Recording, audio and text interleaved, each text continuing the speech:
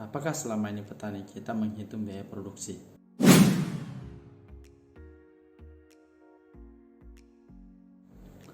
Assalamualaikum warahmatullahi wabarakatuh. Pada kesempatan ini kita akan melanjutkan pembahasan tentang mindset atau pola pikir petani. Pada kali ini saya akan memulai dengan satu pertanyaan. Apakah selama ini petani kita menghitung biaya produksi? Nah, kenapa ini penting dibahas?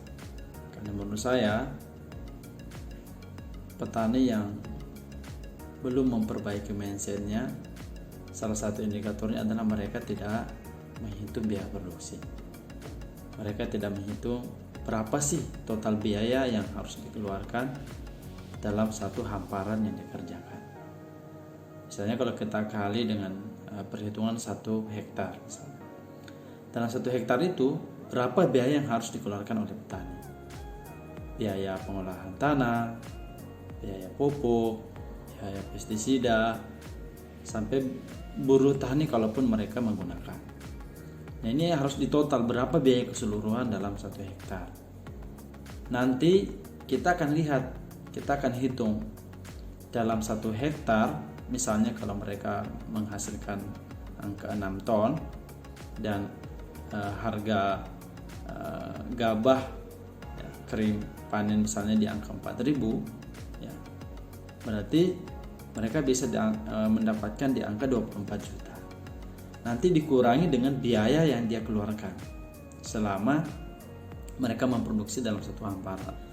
Nah, mereka akan menemukan angka atau nilai sebagai upah dia dalam satu periode waktu penanaman. Jadi kalau misalnya kurang lebih memakan waktu 4 bulan, maka tadi 24 juta dikurangi misalnya mungkin kurang lebih 7 juta misalnya biaya atau produksi yang dia harus keluarkan, maka 24 juta dikurangi dengan 7 juta 17 juta ya. 17 juta yang dia peroleh selama dalam jangka waktu 4 bulan. Nah, itulah upahnya dia sebagai seorang petani. Nah, ini penting Bapak Ibu sekalian. Kenapa? Karena kalau kita tidak menghitung, maka kita tidak punya stimulan untuk meningkatkan produksi. Ya. Jadi kalau kita ingin pendapatan kita lebih baik, ya, lebih tinggi, maka kita harus memproduksi kuantitasnya bagus dan kualitasnya bagus. Jadi kalau misalnya hanya mendapatkan angka 6 ton, maka kita harus meningkatkan diri untuk bisa lebih dari 6 ton, bisa 7 ton, 8 ton, bahkan bisa 10 ton.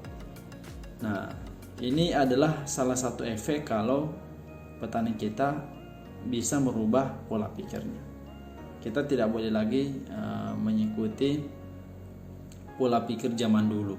Sekarang zaman sudah berubah, kita harus merubah pola pikir kita sehingga kita bisa memanage usaha kita dan petani kita bisa maju seperti negara-negara lain dan tidak ada kata terlambat.